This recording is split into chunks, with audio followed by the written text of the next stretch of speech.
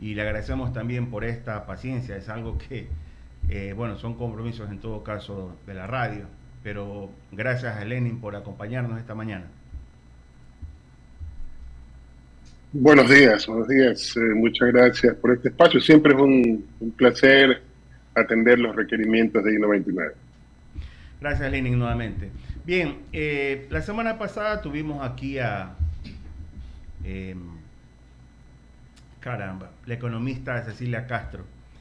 Ella, al igual que tú, también fue víctima o vivió en todo caso el dolor de haber perdido un ser querido. Y hacía alusión al asesinato del candidato presidencial Fernando Villavicencio. Eh, Tú también viviste en carne propia lo que aconteció con tu señor padre. Eh, Quisiera que nos comentes, no en la experiencia como tal, pero son crímenes o situaciones que en la mayoría de los casos no alcanzan a tener una revelación completa y total de los acontecimientos. Si bien ha transcurrido tanto tiempo, Lenin, es importante dar a conocer, sobre todo a estas generaciones, estos sucesos que en algún momento marcaron la historia del país. Nuevamente la bienvenida para Lenin Hurtado. Sí, efectivamente, en el caso particular de mi padre han pasado 24 años desde su asesinato. Es un crimen de Estado, un crimen político. Se ejecutó con la participación de agentes de la seguridad del Estado. Se encubrieron al responsables a través de las más altas esferas del gobierno de la época, y eso configura un crimen de Estado.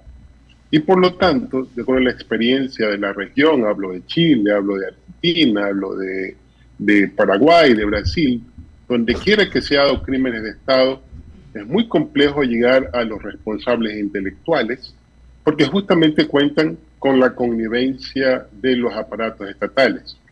Eso lo aprendimos en el proceso por determinar las reales causas, por determinar la identidad de los responsables materiales e intelectuales en el caso del asesinato de mi padre. Y eso es una constante, es una característica de este tipo de delitos. Alguna vez mencioné el caso chileno de una persona que era muy conocida en el gobierno de Salvador Allende, justamente cuando el 11 de septiembre pasado recordábamos el golpe militar en ese país, donde murió el presidente de entonces, Salvador Allende, y muchas otras personas a partir de ese momento. Crímenes de Estado, y en concreto hablaba yo de Orlando Letelier y su hijo, el legislador, no sé si lo sigue haciendo, pero conversamos aquí en Guayaquil sobre sus experiencias y nos decía que los crímenes de Estado tienen esas características y que son comunes. Complejo, muy complejo llegar a la determinación exacta de quién dispuso o pagó por la ejecución de ese asesinato. Los móviles son evidentes, también son parecidos. El compromiso de la víctima con la modificación, con el cambio de las estructuras que se identifican como responsables del atraso, de la marginación de grandes segmentos de la población. Entonces, eso lo aprendimos en estos 24 años, y no es distinto de lo que ha pasado, pasó antes con el caso del economista Abdón Calderón Muñoz, o pasó hace poco, el 9 de agosto, con Fernando Villavicencio. Correcto. Y mira que los tiempos, bueno, en todo caso, desde que hubo estos dos acontecimientos fatales, incluido el de tu papá, a la presente no se habían registrado hechos similares. ¿A qué atribuyes tú de pronto, bueno, eres una persona también que conoce de política, de acuerdo a tu análisis, ¿por qué deriva esto? ¿O por qué llegamos a este punto nuevamente después de 24 años en el caso de tu papá? Justamente porque no hicimos lo suficiente para detener eh, hace 24 años a los responsables y dimos el mensaje equivocado. El mensaje fue: no importa lo que se haga, no importa quién lo haga, un crimen político tienen asegurada la impunidad. Y eso estimula a que se opte por el asesinato para neutralizar a los adversarios políticos. Lastimosamente es lo que estamos viviendo. Es triste ver a candidatos a la presidencia con chaleco antibalas, con 20 policías a su alrededor, en una campaña que debería ser una campaña de fiesta, una campaña de propuesta, una campaña de esperanza, resulta ser una campaña de terror. Así, esa imagen proyectan los actuales candidatos, me refiero a tanto a Luisa González como a Daniel Noboa.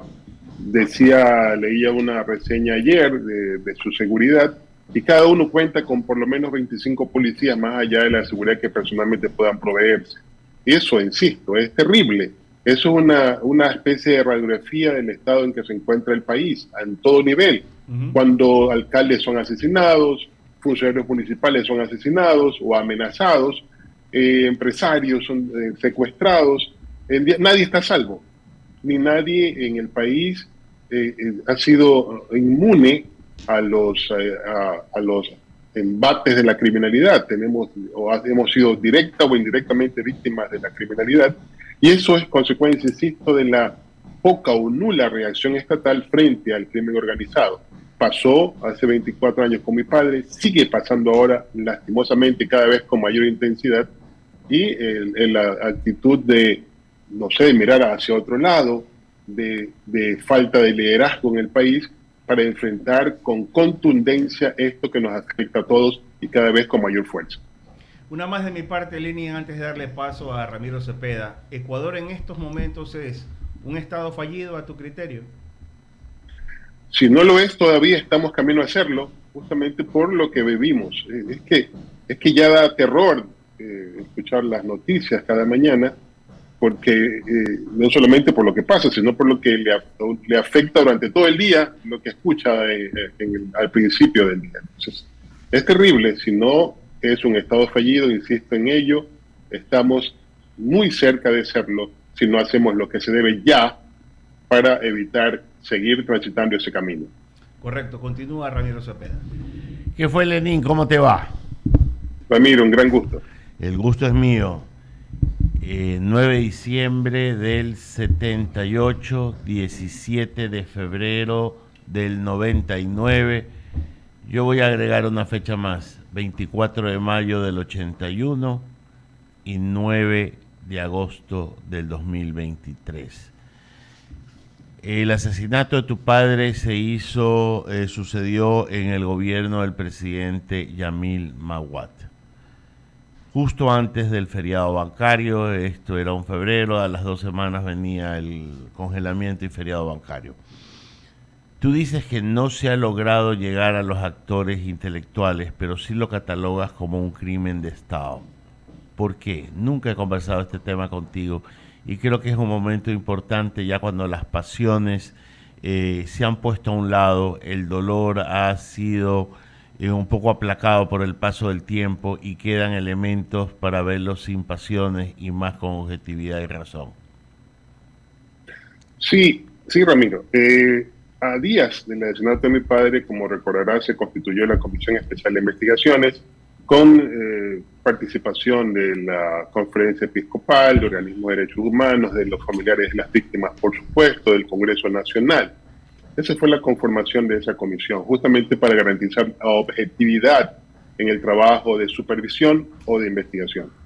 Lo primero que hicimos fue confirmar la versión oficial. También debes recordar que el 19 de febrero, 2 días después del asesinato, el día que íbamos a sepultar a mi padre, Yamil Maguad en cadena nacional, en rueda de prensa, anunció que capturaba 3 individuos que estaban severamente vinculados en el asesinato y dijo, vamos a continuar con la investigación porque ciudadanos colombianos están involucrados en la ejecución del asesinato. Nosotros, y vamos a investigar eso. Pero resulta que si empezamos por ir al sitio del asesinato, a duras penas, fue un golpe anímico terrible estar en el sitio donde mataron a mi padre. Fue cerca del Congreso. Sí, a una cuadra del Congreso, ahí en Piedrahíta, Clemente Ponce. Frente a lo que era la Corte Suprema de Justicia en la época, al pie de donde también estaba el registro de la propiedad, diagonal al Ministerio del Trabajo, enfrente de una comisaría de policía, y a la vuelta había otra. Sin contar que la Contraloría también estaba a escasos metros. Todas esas instituciones con sus respectivas escoltas policiales. Además que por el sitio es muy común hasta hoy ver policías de civil o a uniformados que rondan el lugar para justamente asegurar la integridad física de todos los funcionarios del sector. ¿Cómo en ese sitio se pudo dar un crimen de 3 personas? Porque recuerden que murió junto a mi padre, Pablo Tapia y Wellington Borja. 3 personas y él o los asesinos salen de la escena del crimen sin que nadie los intercepte, pese a que en la Corte Suprema, insisto, enfrente del sitio del asesinato, habían por lo menos 15 policías y no pudieron darle alcance a esta persona.